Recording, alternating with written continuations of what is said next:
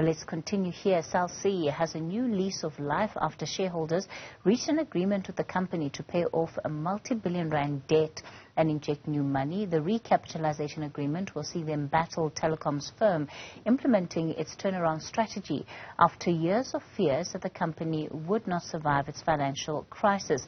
Its CEO spoke to our business editor, Xolani Mbanjwa.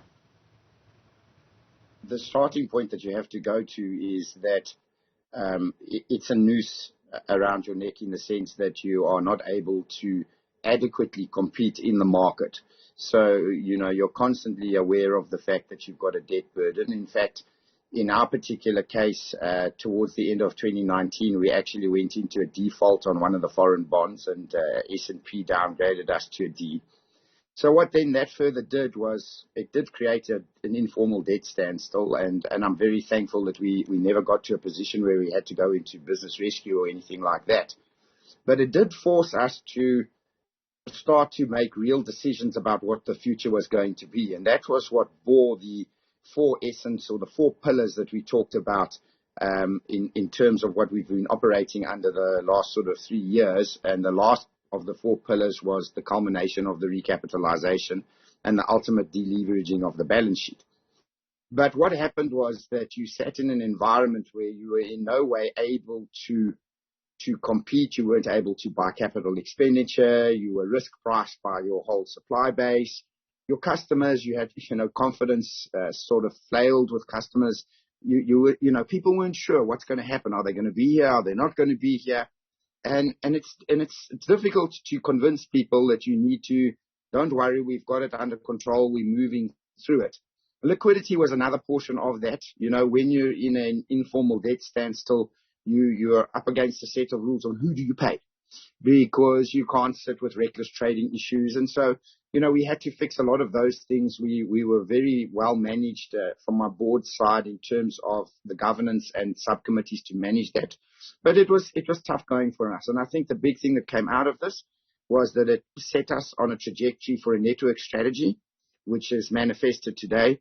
And I was very happy to announce that we'd broken over 9,000 transferred sites for our virtual RAN. If you take that with the existing sort of 2.5 that we will still decommission, we actually have almost 11,500 sites, which is for the first time put us in a position where we can just at a network level compete like for like with the bigger operators.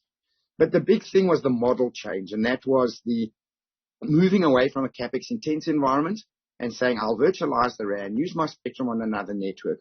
And I was very fortunate that the industry's embraced it very well and sort of said, look, there's one side of the industry that's infrastructure suppliers and one side of the industry, which is the biggest one being us, which is the buyer of the capacity of that infrastructure. So that set us on a right trajectory in regards to doing things differently.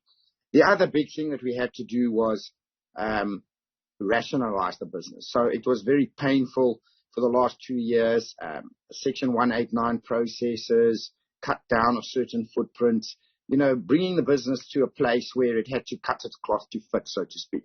So those were the fundamental sort of background issues that were running the whole time. What exactly does the recapitalization entail? Because as part of that turnaround strategy, you are also saving a lot of capital expenditure in terms of things like piggybacking of the network and infrastructure from Vodacom and MTN, and reducing your footprint means that you are not spending so much on leases. One of the big pluses that was in the recapitalization was we have no foreign debt. So two things that were in the financials, and you've got to realize that up until date of recap, you have to recognize them because whether they're realized or not. But there was big foreign exchange movement, and obviously there was debt that was accumulating interest in foreign denominated currency as well. So that was one of the big things that, with the recap out of the way now, we eliminated all of that debt. We got rid of the forex component of it and all of the risk associated with that. So in the recap, if I can give a little bit of a summary further of the recap, one, we got rid of the debt, and that was one of the most burdensome things, and it's a permanent removal. So, it's not a case of a reprofiling or anything like that. That's gone. The Forex is gone associated with that. We've got a new business model that's not capital intensive.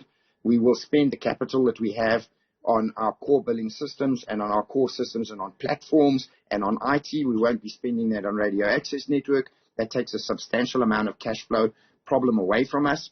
It allows us then to project guidance to market, which we gave today, of sort of mid singular digit range, because, we have to recover the business, but we have got an easily serviceable debt stack now that we can deal with, that's in it, and so it gives us a chance now to compete into the market properly. 2 years ago, it was a difficult time where there were retrenchments. The matter went to court.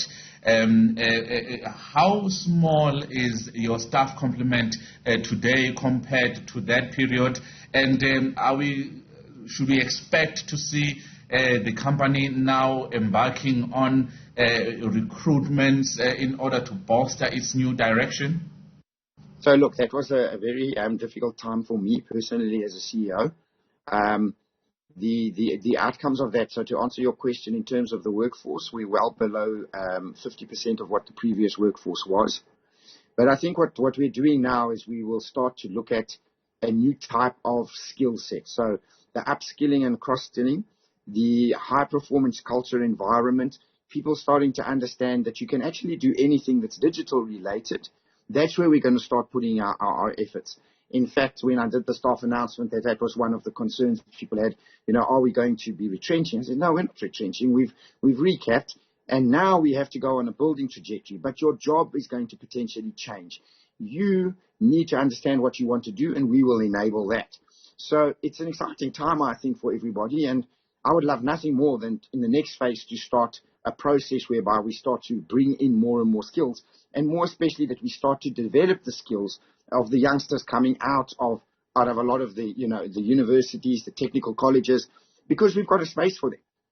So yes, it's that, and the downstream creation of digital is very important, because anything that can replace or make something more efficient through a digital is where we need to be playing.